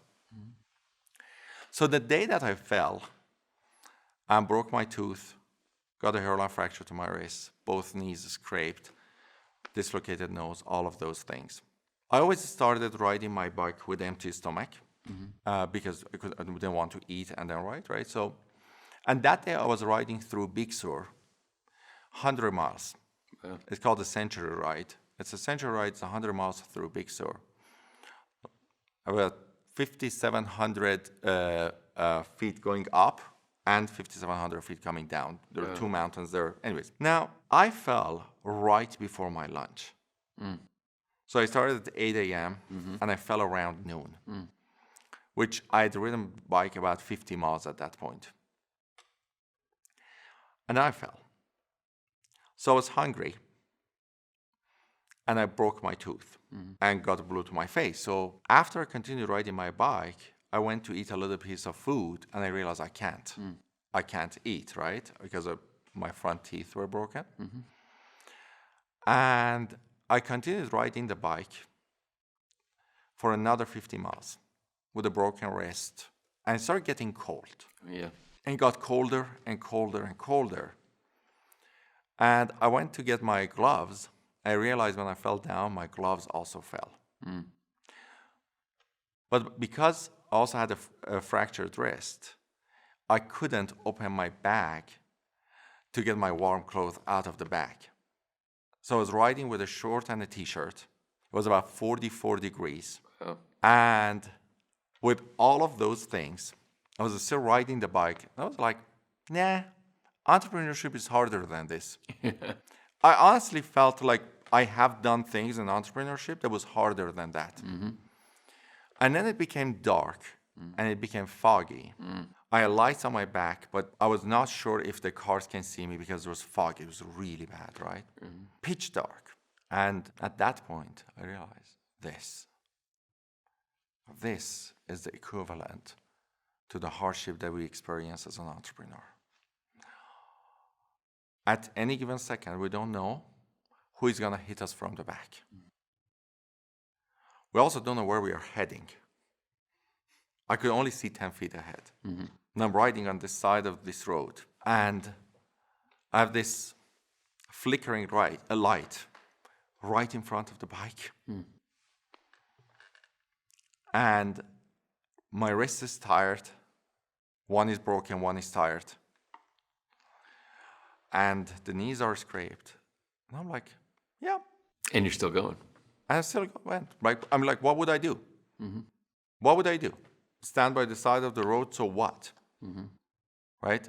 The only way was getting myself to the hotel and hope that the hotel has soup for me to eat. Because I couldn't eat solid food. Wow. And I got myself to the hotel. And the hotel had soup. So they looked at me. The hotel people at the hotel looked at me. When I was bloody, like I was bloody everywhere, right? Because my nose was bleeding, like my hand, my knees, everywhere was bloody. And they looked at me, and they were like, "What can we do for you?" I'm just, give me soup. Just give me soup. And I think I got 2 bowls of soup that night, and just went and got a hot shower. And everywhere was burning, like everywhere. My face, my nose, my chin, because I kind of scraped my chin as well. And then rebandaged myself, and I went to sleep. I don't know how long I slept. I slept a lot. And then that day I rested. And then the next day I had to ride another 70 miles, I think, to get myself to a city that had a dentist. I could go to the dentist to fix my teeth, and then fix my hand and fix everything else. But so let's summarize all this. So, because your life, at least up to this point, as an entrepreneur, starting with your first experience being a failure, then getting a mentor and figuring some things out, then moving to a foreign country, and then. Again, I think your metaphor about saying, you don't know if somebody's going to hit you from the back. There's political unrest, and that's your properties aren't going to sell and be able to get you the money. That's getting hit from the back, right? But somehow you got to keep going. And I mean, in day-to-day of the business, like when the pandemic hit, what was it like hitting from the back? Like somebody just hit you from the back. Many people, many restaurants lost everything. They lost everything overnight. That's right. Like when you are an entrepreneur. You wake up one day and there is a chance of something coming at you, right? Yeah. It's just the way that it is. But in the end, it's about getting to fulfillment, getting to happiness, right? And certainly, if you're in survival, financially, you gotta get past that, so you can work on these other things, right? And so now here you are, this many years in, and asking yourself the question, about, do I have regrets right now, or do I not have regrets? Yeah. So summing it all up, now you're the person that can be or is the mentor, I'm sure, to other entrepreneurs. Yeah. How do you frame this up for them and saying, if I'm going to mentor you, here's the things that I care about? Well, the biggest thing for me is knowing your life purpose and knowing that you're living a life true to your purpose. Yeah. I always tell people, I never look at sales as sales. I always look at it as an invitation. Mm-hmm. The programs, the packages, everything that you have, everything that you offer is something that can make an impact in people's lives. And you're inviting people to work with you to make that impact. You're going to work 5, 6, 7, 8, 10, 15 hours a day. Mm-hmm. You might as well do it on something that fulfills you. Yeah. You might as well do it on something that is aligned with your life purpose and what you want to create in this world. And you want to work with people that you're passionate to work with. No, if you're hanging out with the people that you work with from 6 a.m. to 10 p.m., and then at 10 p.m. you want to go for a walk, and one of those people says, can I come for a walk with you? You don't think, oh, I'm tired of looking at these people's faces. Right. You say, I would love to. Yeah, I've had it both ways, I know, yes. Right? It's a huge difference. Yeah. Now, you might be an introvert and say, hey, I need a little bit of time to myself, and not want to walk, not because you don't like this person or these people, because you just want to have your alone time, and that's a different thing, right? Yeah. But you love the people that you work with, you love the impact that you're making in the world, and you are living true to your heart every single day. And that's the important thing. Right. I think that's great advice. Well, I very much appreciate you coming here and openly, sharing your own story and your own thoughts and what you've understood about your life as an entrepreneur and how it might impact other people who are watching this right now. So I appreciate you making this trip and being here. Yeah, absolutely. I'm really glad being here. Thank you very much for this interview. Not lots of people talk about this side of entrepreneurship. I already talk about, the multi-million-dollar houses and the cars and everything else, which, that also is part of this life, But also, many people who had all of those things could lose them overnight, and have lost them overnight, and rebuilt it, and did it better, and with better results, with being more aligned, and and they got to learn who they were without the car in the house. Exactly. Yeah, which is important. It's not about destination. It's about the journey, and enjoying the journey, and knowing that if you were not doing this, you were doing something, might as well you enjoy the journey that you chose to follow. For sure. Thank you very much. Absolutely. Thanks for having me.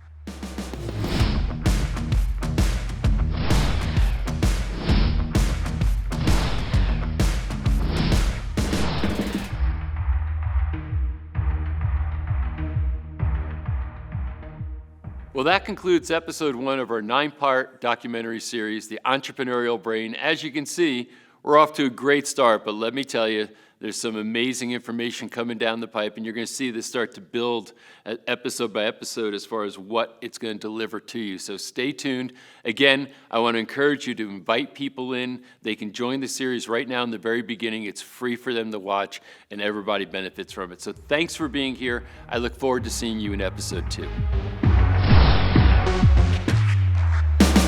Every single person can choose to be someone who's entrepreneurial, even if they don't have creativity as one of their traits. If it's about who you know more than what you know, then how do you even go down that pathway, especially because at school, if we go and start borrowing information from other people, that's called cheating, right? So you have to do it on your own. You're not going to find a single entrepreneur out there that isn't successful because of the people they surround themselves with. The size of your life is directly related to the size of the questions you're asking. So if your biggest question today is what I'm going to have for lunch, that's going to be the size of your life, right? But if your biggest question today is how do we get to Mars, you're going to be living a very different life. So I'm $130,000 in debt. I just lost this part of the business. And then September 11th comes. In one day, it was over. Like literally in 24 hours, I lost $500,000 worth of business. There was nothing else I could have done. So I had written in my absolute desperation a letter to the White House. It says, you always talk about the small business being the backbone of the American economy. Prove it.